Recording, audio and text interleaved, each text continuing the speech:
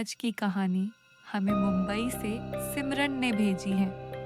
चलिए सुनते हैं सिमरन की सच्ची कहानी। आज भी वो रात याद आती है तो दिल की धड़कन तेज हो जाती है। ये सब हमारे हॉस्टल की बात है। हम 2 लड़कियां एक कमरे में रहती थीं और अक्सर रात को बैठकर कॉलेज की डरावनी कहानियां सुनती रहती थीं।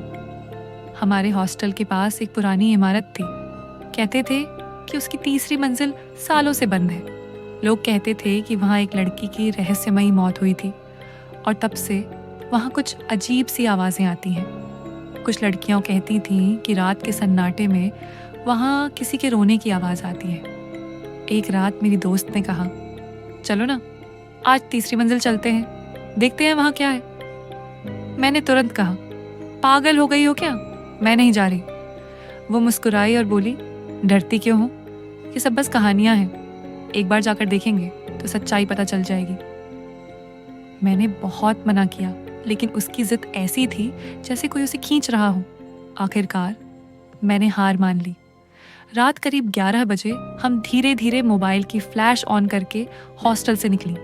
सन्नाटा इतना गहरा था कि हमारे कदमों की आवाज़ भी डरावनी लग रही थी। 3री मंजिल के दरवाजे पर पहुंचते ही मेरा दिल बैठने लगा। वहां एक भारी जंग लगा ताला लटका हुआ था। मैंने डरते हुए कहा, देखा ताला बंद है, वापस चलते हैं। मेरी दोस्त ने ताले को हल्का सा छुआ और ताला अपने आप खुल गया। मेरी सांसें थम गईं। मैंने धीरे से कहा, ये कैसे खुल गया? वो हंस दी, इतना डरपोक मत बनो, चलो अंदर।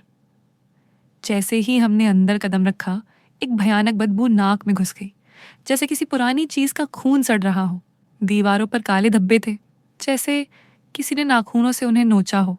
मैंने कहा, यह जगह ठीक नहीं लग रही, हमें लौट जाना चाहिए। वो बोली, अब आ ही गए हैं, थोड़ा देखकर वापस चलेंगे। हम कॉरिडोर से गुजर रही थीं कि अचानक उसने मुझे रोका। रुको, सुनो। मैंने कान लगाए। किसी लड़की के धीमे धीमे रोने की आवाज़ आ रही थी। मेरे पैरों के नीचे से ज़मीन खिसक गई। मैंने कहा, ये कौन है? यहाँ तो कोई नहीं रहता। वो फुसफुसाई, ये आवाज़ उस कमरे से आ रही है। हम एक कमरे के दरवाजे तक पहुंची। दरवाज़ा आधा खुला था।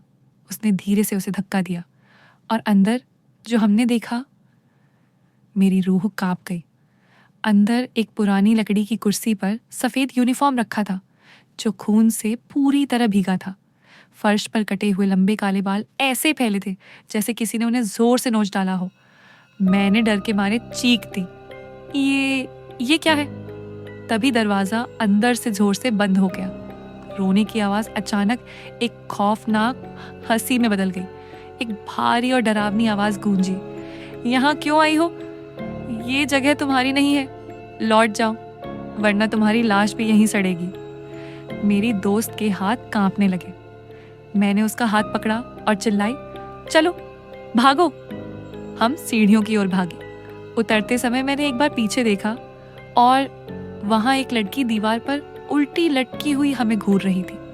उसकी आंखों से खून बह रहा था। उसके बाल हवा में ऐसे हिल रहे थे जैसे कोई उन्हें खींच रहा हो। मेरी सांस अटकने लगी। मैं तुरंत पलटी और नीचे दौड़ गई। हम हांफते हुए जमीन पर गिर पड़ी। अगली सुबह चौकीदार ने बस इतना कहा, तुम्हें वहां नहीं जाना चाहिए था। वो लड़की आज भी 3री मंजिल पर फंसी हुई है और जो वहां जाता है उसे अपने साथ खींच लेती है। उस दिन के बाद हमने कभी उस मंजिल की ओर जाने की हिम्मत नहीं की। लेकिन आज भी जब रात गहरी होती है, मुझे वो खून से भरी आंखें याद आती हैं जो हमें घूर रही थी। कभी कभी जो दिखाई नहीं देता वही सबसे ज्यादा खतरनाक होता है।